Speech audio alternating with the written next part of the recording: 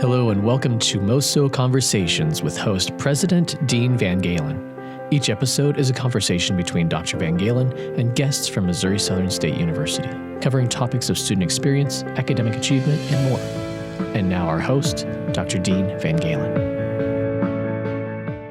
Well, welcome to this month's podcast as we talk about Missouri Southern State University and some aspects of the university that are unique and hopefully interesting to people. This time we're talking about connections between Missouri Southern and the community and the region. And this is actually very important for the university. We're a public university supported by the people of Missouri, and it's part of our mission to connect, to reach out, and to support Joplin and our region. And we do that many ways, certainly. If you think about the face of the university publicly, many people think of the fine arts, music, theater performances. You might think of line athletics and sporting events that occur on our campus. There are many ways we connect. But today we're going to focus on two of those connections that are, I think, pretty unique and very impactful. We'll be talking about History Day, which has been going on for many years here at Missouri Southern, a great way to connect with the community. And then some really interesting projects that our dental hygiene program is working on. So we have a few guests here today that I'll briefly introduce, but then ask them to introduce themselves a bit more. On the History Day project, we have Dr. Bill Fisher. He's an assistant professor of history here at Missouri Southern. And then also we're really delighted to have Heather Van Otterlou, who's a teacher at South Middle School, who's been very involved in the History Day project. And then also on the dental hygiene project, we have Becky Harsha, who is a clinical instructor in dental hygiene here at Missouri Southern. And then really happy to have one of our students here, Breely Pilgrim, who is in the dental hygiene program, and you'll meet her in a few minutes here. So I might start with just around the table, a little bit more about each of your histories, connections to Missouri Southern. Dr. Fisher? Sure, yeah. So my name is Bill Fisher, and I started working here at Missouri Southern in 2015 after getting my PhD from the University of Florida. I'm originally from Michigan, though. And so that would make that my sixth year teaching here. And I have been coordinating History Day for the last 4 years, including this one. I took over coordinating History Day after the retirement of Paul Tevereau, who was a history professor that preceded me. We overlapped a little bit. And he coordinated History Day since at least the 1990s, a very, very long time. And so I'm definitely standing on his shoulders in coordinating History Day. I inherited a lot of his way of doing things. And I've really enjoyed doing History Day every spring because it's an opportunity to see what young people in the area are interested in regarding history, and a lot of what they produce is really, really impressive. We're really delighted to have one of our area educators here. Heather, so could you tell us a little bit about yourself? Hi, I'm Heather Van Otterlou. I teach 6th, 7th, and 8th grade ELA, so English Language Arts at South Middle School, and I incorporate the History Day process, the research, the historical thinking into my program that way. And I was first introduced to History Day in 1996 when I was in the 6th grade, came over and saw Paul Tevereau and met him for the very first time. And I participated throughout my high school career. I came whenever I was a student here at Missouri Southern. I graduated in December 2005, and I would always pop over to Billingsley to check stuff out on History Day. So I kind of found myself continually surrounded with it. My first year of teaching, I didn't do History Day.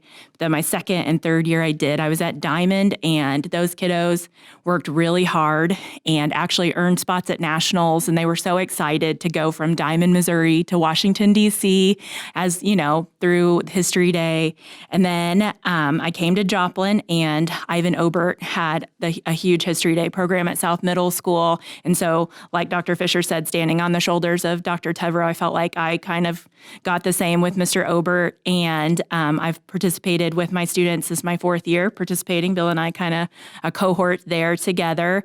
And each year we've had kids go to nationals, and it's just been really amazing to work with Missouri Southern, bring them over here, have them explore the campus, see other kids interested in history and learning about the past and how it impacts our present, and then be able to be rewarded for that through additional competition.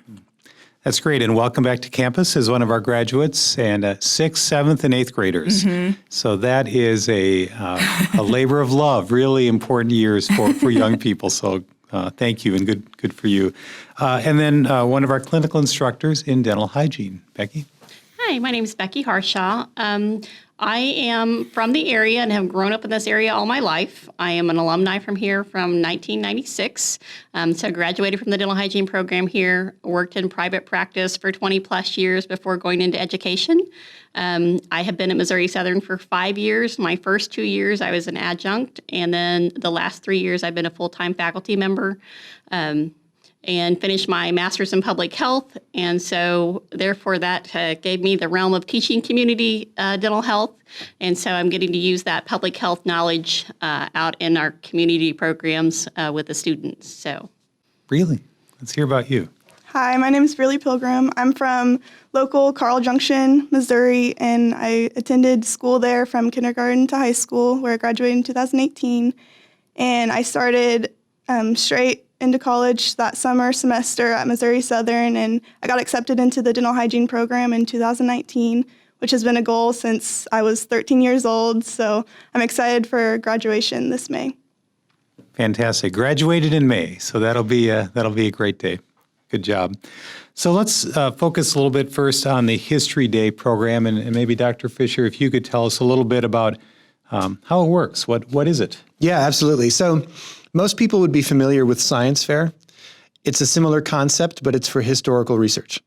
And so there are two divisions. There's the junior high students, so 6th, 7th, and 8th graders are competing against one another in one category.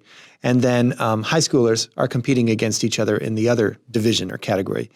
And teams of up to 5 students or individuals, and individuals are in competition against other individuals and groups are in competition against other groups, they can carry out a project in 5 different formats. They can make a website about a historical topic. They can make a documentary. They can do a performance, like a small theatrical production. They can make an exhibit using a 6-foot tall exhibit space, or they can simply write a research paper. And the topic is largely up to them, but every year there's a theme around which they should build their research. And so the theme for this year, for example, is communication in history, the key to understanding. Past things have been conflict and compromise in history, or exploration and encounter in history, things like that. And so the theme is usually broad enough that a student can really kind of make any topic fit within the theme. So if someone's really interested in a particular topic, chances are they're going to find some way or some aspect of that topic that will fit into the theme, and they can do a History Day presentation. And they're encouraged to do wide research. They're encouraged to research in both primary and secondary sources. They don't all do that, but in the past, we've had a lot of students make use of the Missouri Southern Library for their research. This year, because of the pandemic and because of the way things have been so locked down, that hasn't happened quite as much as in past years. But I suspect that'll happen again as normal next year. Well, that's great. And, we'd love to hear also from the other side of that, the impact on students out in the K through 12 school districts. And so love to get a teacher's perspective on that. Yeah, I think that History Day really does promote that historical thinking, just like when Bill compared it to the science fair, where they're working through that scientific method. We're working through the historical research lens, that lens of how do I take, just general knowledge and then find more about it from like a primary source? How do I get back to that original information that someone has used to make their own conclusions about? And so it's a very big cognitive leap for some of the kids. And, watching them, I get the same kids in 6th, 7th, and 8th grade. And so I'm very lucky. I have, 60 kids this year that I'm going to see grow up. And I've watched those mental acuities build over 3 years, and having a place, an outlet to show that and like for them to see their own growth. I have so many 8th graders that were like, man, I did not know what I was doing in 6th grade. And so now they're like, but now I know this, and they can name these skills that they've gained from History Day. And, in like the statistics kind of are that 600,000 kids participate in History Day, and about 3,000 of them end up at national contest. So for them to think, man, I'm in this elite group because of academic research and academic pursuits is so important for me, and for their friends to see, because a lot of them love athletics, and I love that they love athletics. But then to pair that with an academic pursuit has been impactful for our kids. They feel more well-rounded. Their parents find them more well-rounded. And so having that opportunity is amazing. What you said about it being similar to athletics really resonates with me, because there's a woman that I know who has served as a judge for the last couple of years, and she was a History Day veteran herself, and she was from a very, very small private school in a rural area around here. They didn't have athletics. They didn't get the opportunity to compete against other schools in athletics, but History Day was their way to do that. And it was really meaningful to them to participate against, to come to Missouri Southern and kind of represent their school in a way that they don't have the chance to do athletically. Yeah, the kids really do love really representing their school. Like, it's so important for them at the opening ceremony and the award ceremony to sit together and to pat each other on the back and congratulate. And they, love that other schools are there to win too. And they're just happy for everybody. And because they know how much work goes into it. They know it's not just something where I looked at Wikipedia and I made this thing. It's so much more than that. Because, I'm not going to lie, some of them start there, but then they realize, man, I don't know where this information came from. So to watch that thought process unfold and them research back and back and back and get skills that I know that I didn't learn until college to really hone. Like, I had them, but I was like, now I really need to use them. And so for them to have them as 12-year-olds, 13-year-olds is amazing. Well, and I think you make a great point when you talk about skills. History, sometimes maybe we think, well, that's people and dates and places, but these students are learning to do research, to think critically, to communicate, and those skills are applicable to not only history, but many parts of life and academic pursuits. So it sounds like just a great project, a great idea. And just like that option for choice is so important. That's one of the biggest things in my classroom. I'm kind of a project-based classroom. So for them to have that ability to say, I think this, and have the maturity to say, I think my research best fits this topic, because a lot of them, they want to go immediately to documentary. But then it's like, oh, well, there weren't a lot of images from that time. So I'm using the same five images over and over again. And I said, well, how do we solve that problem? And turning it back to them and having to be mature enough to say, okay, I need to choose a different medium. So it's really interesting to watch their thought processes. That's fantastic. And I think if we have time at the end, we'll move to dental hygiene now. If you can think of a project that kind of stands out in your mind that you've seen a young person do that's really interesting or unique, I think we'd love to hear about that. But let's move to the dental hygiene project. It involves sealants, and I know some of this is grant supported, so pretty unique in many ways, including the fact that Missouri Southern has a very strong dental hygiene program. It's certainly one of our programs we're very proud of. So let's hear from one of our clinical instructors. Becky, could you tell us a little bit more about that?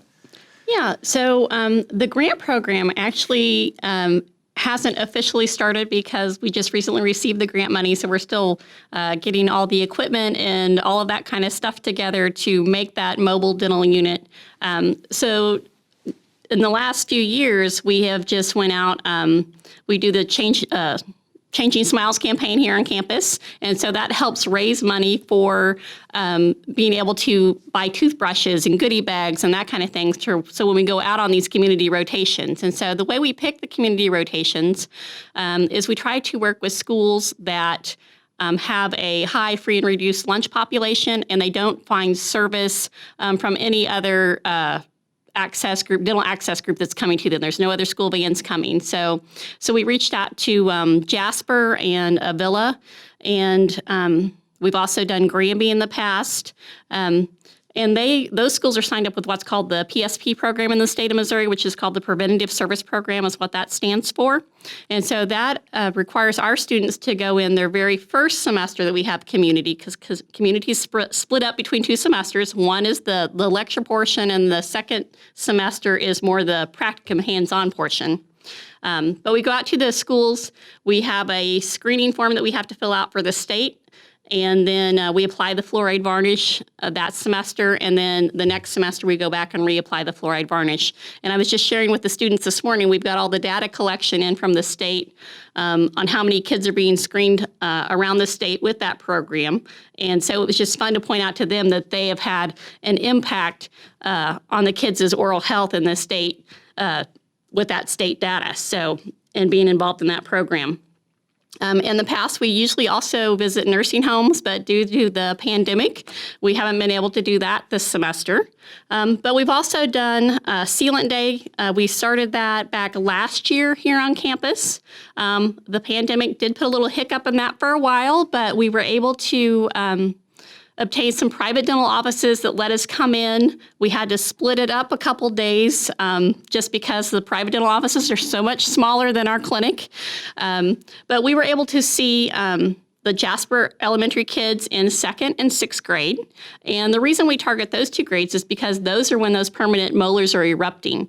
So we want to place the sealant, which is in our clinic right now, we use a resin sealant, which is placed down in the pits and fissures of the teeth so that we can block out that bacteria and to keep that decay process from happening.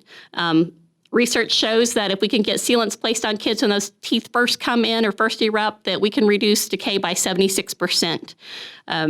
So this year, we saw those 2nd and 6th graders, and we ended up placing 356 sealants this semester on those kids. So lots of prevention going on. So really, you want to talk about a little bit about your experience? We see a little bit different age category out in our community rotations than you see in clinic.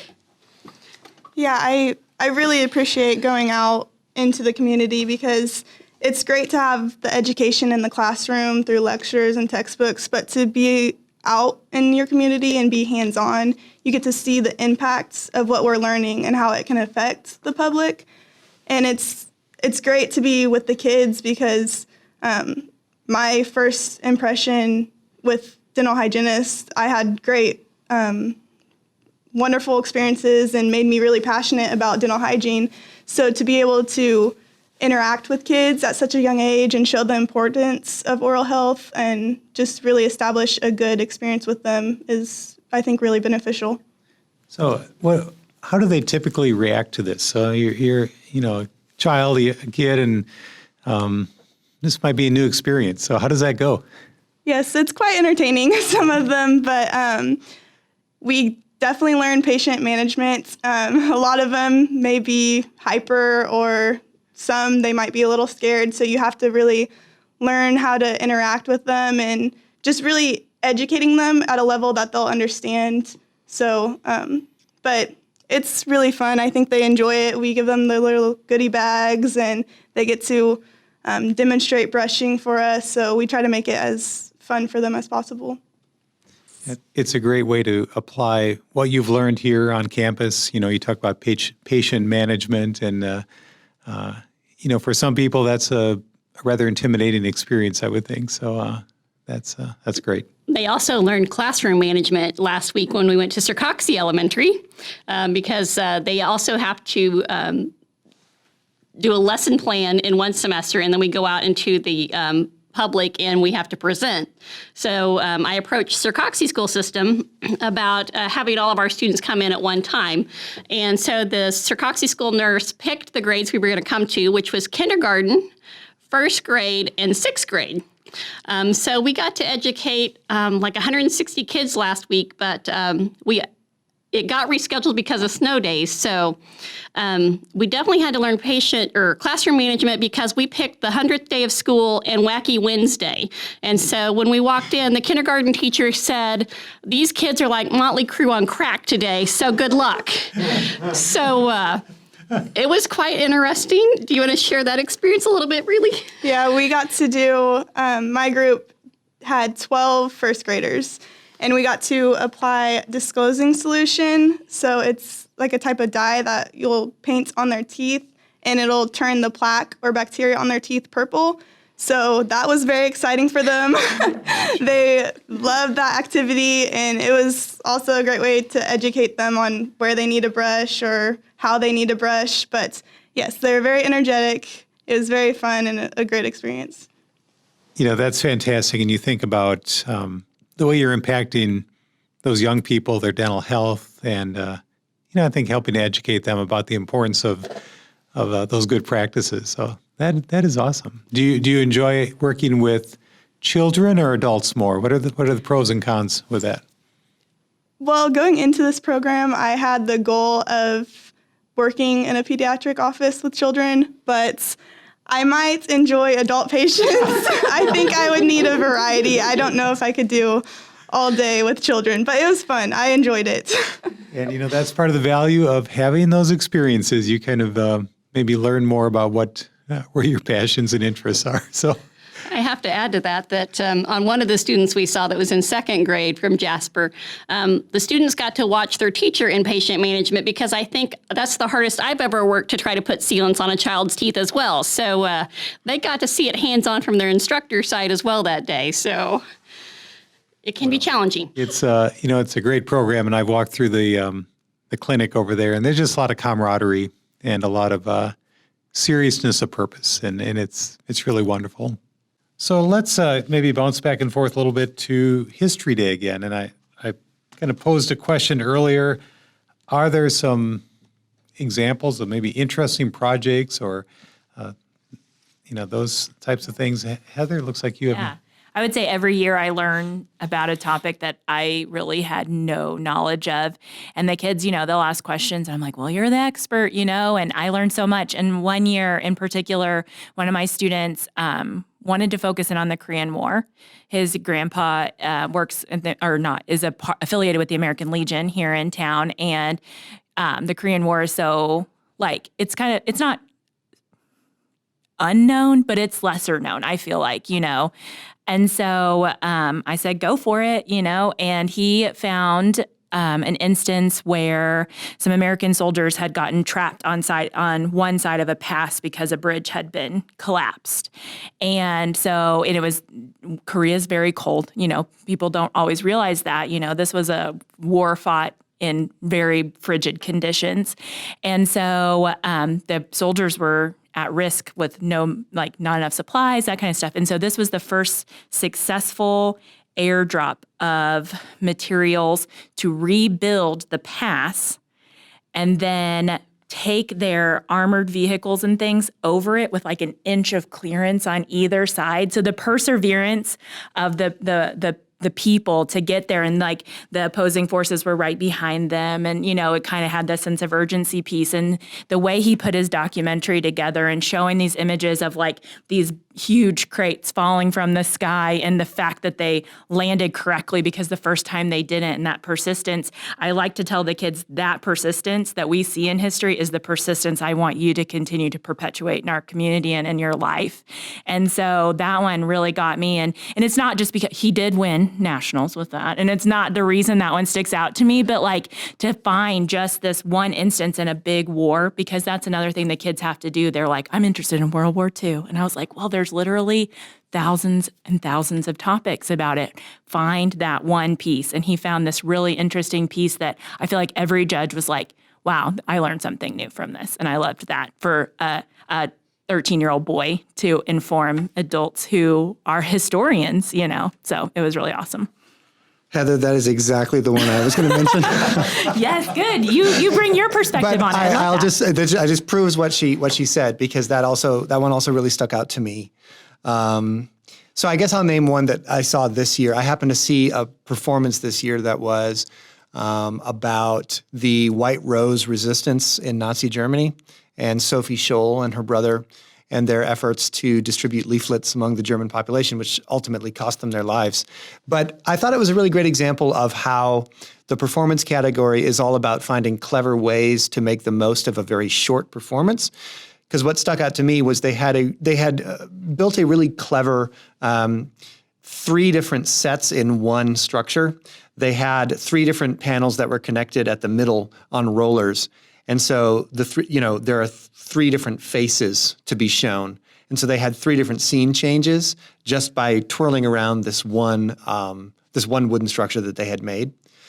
So I think that's sort of a clever example of how it's not just the historical research, which was very good for this project, but it's also the problem solving of how to make the most of an only 10-minute performance.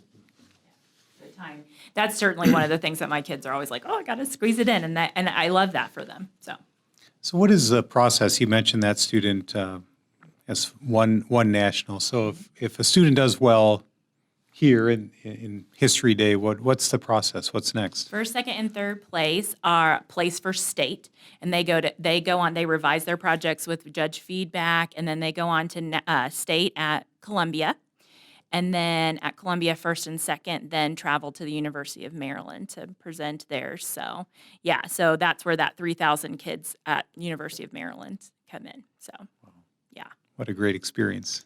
Yes. That's great. And I can tell you are an amazing teacher. Well, there's a passion there that I think we all want our children to experience in their teachers. So Appreciate that. Great. Thank you. Fantastic. So I guess wrapping up, we just have a few minutes kind of back to dental hygiene. And I know you have some other projects on the horizon or... Yeah, so with the grants we recently received, we are putting together a teledentistry program where we'll actually have a mobile dental unit with mobile equipment that we can go into the schools. So we don't have to be taking the kids out of school to come here. We can go in and see them so they're staying in the classrooms longer, not out and about. But also, if we're doing that prevention, then those kids are also not going to have as much decay. So they're going to be sitting in the classrooms longer, not having to go to those lengthy dental appointments, driving to those appointments. And then parents don't have to take off work as much either. So, it's a win-win all the way around for those kids. The data shows that 54.8% of Missouri third graders have decay in their molars. So Missouri's really high on that, and we are really low on the sealant rate. We only have sealants in about 30% of our kids' teeth in this state. So that's why these grants are becoming available in the state of Missouri, is because they're wanting to increase the sealant rate. We also did Give Kids a Smile is a organization that goes nationally. It started here in the state of Missouri, but it's also where our students get to go out into a dental office, and they provide all the treatment as far as taking the x-rays, the cleanings, the fluoride varnish, placing sealants. And we were able to service 30 kids that fall through the cracks that either don't have access to a dental clinic or also don't have insurance, where they're one of those that fall through the cracks where they don't have service. So we were able to service those kids as well. And so just this semester, with what we've done, providing the sealants, doing the cleanings, the fluoride varnishes, we have done, by dental pricing or standards, we've done about $18,220 of preventative treatment just this semester. Those are really amazing statistics. And, you think of the impact that you are having. It's wonderful. Well, let's, how about really, will you kind of give us our last words? What are your plans and dreams for the future? You graduated in May, and then what? Well, I plan to stay local for at least a couple more years after that. I don't know quite yet, but I hope to be in a clinical setting for as long as possible. But definitely the community class has really opened my eyes on what more a dental hygienist can do. So I'm excited for what can come in the future. Well, that's great. There's clearly a lot of need, and I know that you will make a big difference. So, and I'll see you on stage in May. So that'll be a great day. So again, I really want to thank all of our guests for being here as we talk about 2 examples of how the university connects with the community, the region.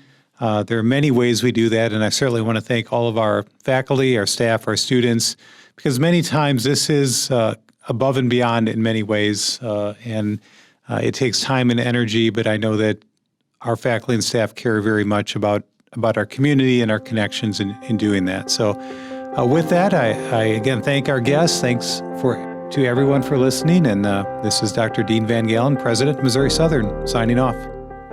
This has been another episode of MOSO Conversations with host President Dean Van Galen. To listen to other episodes and to stay up to date with information from Dr. Van Galen, visit his blog at president.mssu.edu.